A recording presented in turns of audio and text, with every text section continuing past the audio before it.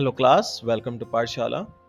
My self Vikram और आज हम पढ़ने वाले हैं पोएटिक डिवाइस। तो शुरू करते हैं। चलिए सबसे पहले जानते हैं कि पोएटिक डिवाइस क्या होते हैं। पोएटिक डिवाइस, जिनको लिटरेरी डिवाइस भी बोला जाता है और फिगर ऑफ स्पीच की तरह भी इस्तेमाल किया जाता है, ये ऐसे टूल्स और टेक्निक होते हैं जो पोएम को अच्छा बनाते हैं, जिनको पोएट्स यूज करते हैं ब्यूटीफाई करने के लिए, पोएम के अंदर डेप्थ लाने के लिए और इम्पैक्ट डालने के लिए। जो भी पोएम्स आप पढ़ते हैं वो पोएम अच्छी तभी लगती है जब हम उसके अंदर पोएटिक डिवाइसेस का इस्तेमाल करते हैं। अगर पोएटिक डिवाइस नहीं होंगे तो पोएम बिल्कुल ही हमें खराब लगेगी। तो वैसे तो पोएटिक डिवाइसेस बहुत सारे हैं, लेकिन हम सिर्फ इंपॉर्टेंट पोएटिक डिवाइसेस को यहाँ पर पढ़ेंगे। तो जो इंपॉर्टेंट पोएटिक डिवाइस हमारे यहाँ पर हैं वो ये हैं: alliteration, assonance, metaphor, simile, consonance, irony, imagery, onomatopoeia, hyperbole and personification. ये मोस्ट इंपॉर्टेंट है। बाकी तो इनके अलावा काफी सारे हैं, बट हमारे सिलेबस में सिर्फ इन्हीं का ही इस्तेमाल होगा। शुरू करते हैं सबसे पहले सिमिली से।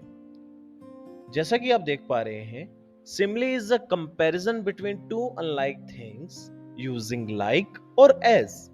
लाइक शब्द का यूज करके और एज शब्द का यूज करके जब भी हम दो चीजों के बीच में कंपैरिजन करते हैं उसको सिमिली बोला जाता है। Example: her smile was as bright as the sun, कि उनकी जो स्माइल थी वो सूरज के जैसी चमकीली थी। अब जो स्माइल है उसको कंपेयर कर दिया गया सन से, है ना।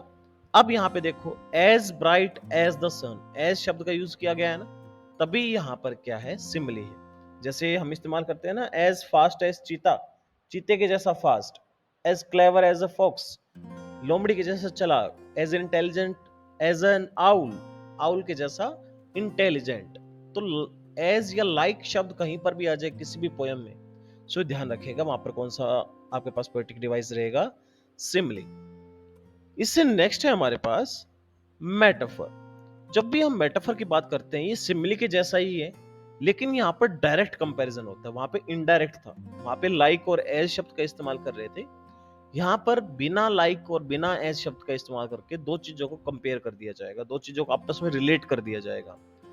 कैसे? Life is a journey. देखो, लाइफ भी अलग चीज है, जर्नी भी अलग चीज है, दोनों अनरिलेटेड है, लेकिन फिर भी हम उन दोनों को एक जैसा बताएंगे। कैसे? लाइफ इज अ जर्नी, कि जिंदगी एक जर्नी के जैसी है, तो यहाँ पर जिंदगी को जर्नी बता दिया गया है।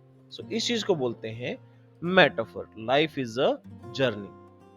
सो as you can see here, जिंदगी जैसे चलती रहती है और लाइफ भी हमारी चलती रहती है ना।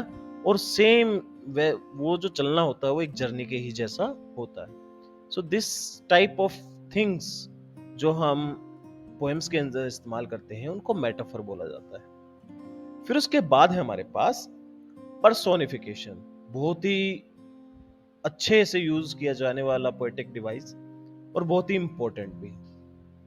Personification is giving human qualities or characteristics to inanimate objects or abstract ideas. For example, the wind whispered through the trees. Personification का मतलब होता है जब भी किसी लिविंग नॉन लिविंग थिंग के जो इमोशंस हैं, कैरेक्टरिस्टिक्स हैं, क्वालिटीज हैं, उनको इंसान के जैसा दिखा दिया जाए तो उसको बोलते हैं पर्सोनिफिकेशन। जैसे the wind whispered through the trees, की जो हवा है वो पेड़ों के बीच से गुनगुनाई। अब हवा तो कभी नहीं गुनगुनाती, विस्पर तो इंसान ही करता है, कोई और तो करता नहीं है, लेकिन यहाँ पर हमने विंड को विस्पर करते हुए दिखा दिया। इसका हम एक और एग्जाम्पल भी ले सकते हैं। फॉर एग्जाम्पल, सूरज हंसता हुआ उग गया। अब सूरज तो कभी हंसता नहीं है, लेकिन इसका मतलब क्या था, सूरज काफी ब्राइट था और वो हंसता हुआ उग गया। The sun was laughing in the sky, the clouds were crying। तो ये सब क्या है, हमारे पास पर्सोनिफिकेशन है, क्योंकि हमने किसी नॉन लिविंग या लिविंग को कैसे दिखा दिया, इन ह्यूमन इमोशंस दिखा दिए। सो आई होप ये क्लियर हो गया है। नेक्स्ट है हमारा हाइपरबोले। हाइपरबोले को बोला जाता है कि जब भी किसी भी चीज को बढ़ा चढ़ा कर बता दिया जाए, नाम से ही पता चल रहा है, हाइपरबोले। हाइपर का मतलब बहुत ही ज्यादा, एक्सैजरेटेड, और बोलने का मतलब बोलना। एक्चुअली हाइपरबोले एक एक्सट्रीम एग्जेजरेशन है जो ड्रामेटिक इफेक्ट क्रिएट करता है। जैसे कई बार आपके पापा मम्मी आपको कहते होंगे पढ़ने के लिए, एंड यू बी लाइक कि मैं तो बहुत ज्यादा पढ़ रही हूँ, पहाड़ जितना पढ़ रही हूँ, एंड पेरेंट्स भी लाइक हजारों बार कहा है तुम्हें, लेकिन उन्होंने हजारों बार तो नहीं कहा। तो जो भी चीजें बढ़ा चढ़ाकर बोल दी जाती हैं तो उनको बोला जाता है हाइपर बोले। किसी भी चीज को कितना भी बढ़ा चढ़ाकर बोला जा सकता है कि पहाड़ जितना काम दे रखा है, इतना काम दे रखा है कि जिंदगी भर पूरा नहीं हो सकता। So all these are hyperbole. I think it is clear. Next है हमारे पास alliteration. Alliteration repetition of the same consonant sound होती है बिगिनिंग ऑफ द वर्ड्स। जैसे कि अगर आप देखेंगे एग्जाम्पल में देखिए, Peter Piper picked a pack of pickled papers. Peter Piper, Peter Piper का मतलब यहाँ पे पीटर पाइपर नेम है एक लड़के का, उसने पैक उठाया, एक बास्केट उठाई पिकल्ड पेपर्स, पिकल्ड पिक की हुई पेपर्स की, मिर्चों की। तो अब यहाँ पर हमें एक चीज दिखाई दे रही है कि हर जगह हमें यहाँ पर पी पी एंड पी का हमें यहाँ पे दिख रहा है कि स्टार्टिंग में हमने यूज कर रखा है। Peter Piper picked, P P P, starting में देखिए सभी कॉन्सोनेंट साउंड्स आई हुई हैं, तो इनको बोला जाता है alliteration. All these are called alliteration. Next है हमारे पास एजोनेंस। एजोनेंस क्या होता है? बहुत ही इजी है। जब भी वर्ड्स के बीच में वोवल साउंड यूज की जाती है, जैसे the cat sat on the mat, जैसे कि बिल्ली मैट पर बैठी होगी, तो यहाँ पर कैट, कैट में ए आ गया, सेट में भी ए आ गया, मैट में भी ए आ गया। तो जब वोवल साउंड को वर्ड के बीच में यूज कर रहे हैं हम, इसको हम बोलेंगे एजोनेंस। क्या बोलेंगे? Assonance. Like cat sat mat, सबके बीच में ए आ रहा है, वोवल साउंड है ना, A E I O U. So these are called assonance. Next है हमारे पास कॉन्सोनेंस। कॉन्सोनेंस जैसे एजोनेंस था वैसे ही कॉन्सोनेंस है, बस इसमें कॉन्सोनेंट साउंड जो होती हैं ए आई ओ यू के अलावा जो भी साउंड आ जाती है हमारे पास, उसको हम इस्तेमाल करते हैं वर्ड के बीच में। जैसे माइक, लाइक, बाइक।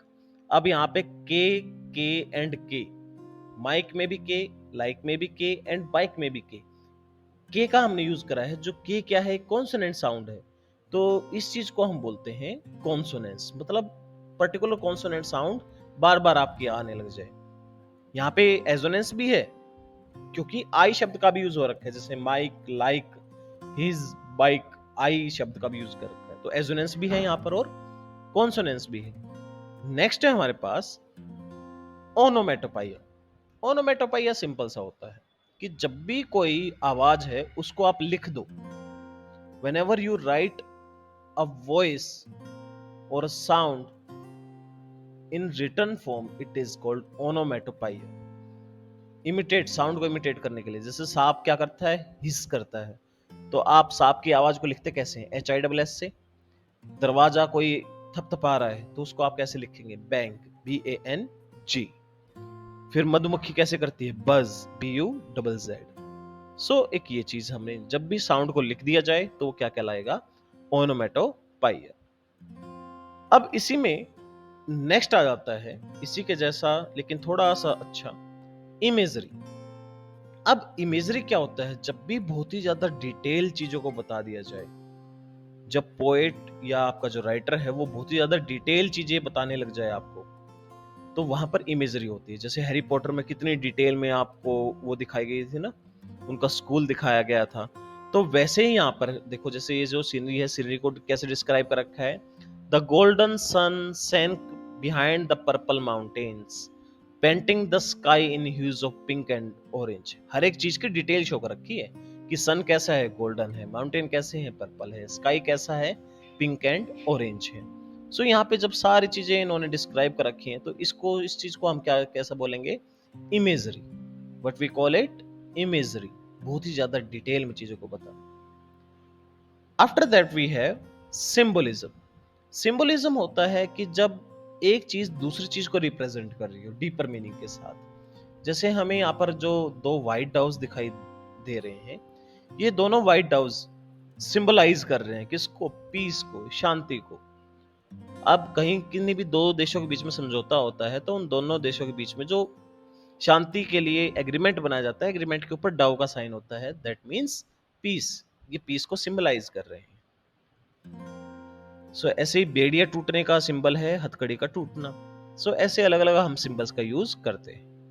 नेक्स्ट है हमारे पास आयरनी। अब जब आयरनी की बात करें तो आयरनी का मतलब है इंटेंडेड मीनिंग से लिटरल मीनिंग का अलग होना। जैसे आपने जो सोचा उससे अलग हो जाए, अपोजिट हो जाए। एग्जाम्पल जैसे वाटर वाटर एवरीवेयर, कि पानी तो हर जगह है, पानी पानी हर तरफ, but not a water to drink, लेकिन पीने के लिए एक बूंद भी नहीं। जैसे समुद्र का पानी होता है, खारा होता है, आप पी नहीं सकते। तो हर तरफ पानी तो है लेकिन पीने के लिए एक बूंद भी नहीं होती। तो इस चीज को बोलते हैं हम आयरनी, कि जब कोई चीज हो और उसका अपोजिट हो रहा हो। जैसे वो था बड़ा पहलवान लेकिन मैच में हार के आ गया, तो वो चीज भी हमारी किस में आएगी? आयरनी में ही आएगी। तो एक बार रिव्यू ले लेते हैं सभी का। Let's straight to the first. सबसे पहले सिमिली, लाइक और ए शब्द का इस्तेमाल करके कंपैरिजन किया जाता है। मेटाफर में डायरेक्ट कंपैरिजन किया जाता है। पर्सोनिफिकेशन में चीजों को इंसान के इमोशंस दे दिए जाते हैं, कैरेक्टरिस्टिक्स दे दी जाती हैं। हाइपरबोले में चीजों को बढ़ा चढ़ाकर बताया जाता है। एलिट्रेशन में चीजों को रिपीट में लिया जाता है, जो वर्ड पहला वर्ड है उसको रिपीट में लिया जाता है और सिर्फ कॉन्सोनेंट साउंड्स को। एजोनेंस में जो वोवल साउंड है वो वर्ड के बीच में आपकी आती है। कॉन्सोनेंस में कॉन्सोनेंट साउंड वो है वो वर्ड के बीच में आपकी बार बार रिपीट होती है। ओनोमेटोपाइया में साउंड को लिखा जाता है। इमेजरी में डिटेल इमेजिनेशन जो पोएट और जो हमारा राइटर है वो यूज करता है। सिंबलिज्म में अलग अलग जानवरों का, चीजों का यूज किया जाता है एक डीपर मीनिंग शो करने के लिए। और आयरनी में अपोजिट चीजों का यहाँ पे यूज किया जाता है। और इसी तरीके से जो हमारे जितने भी इंपॉर्टेंट पोएटिक डिवाइसेस हैं सभी ओवर हो जाते हैं। सो आई होप सभी को सब समझ में आ गया होगा। किसी बच्चे का कोई भी डाउट है वो कमेंट सेक्शन में लिख सकता है। So kindly like, share and subscribe. Thank you.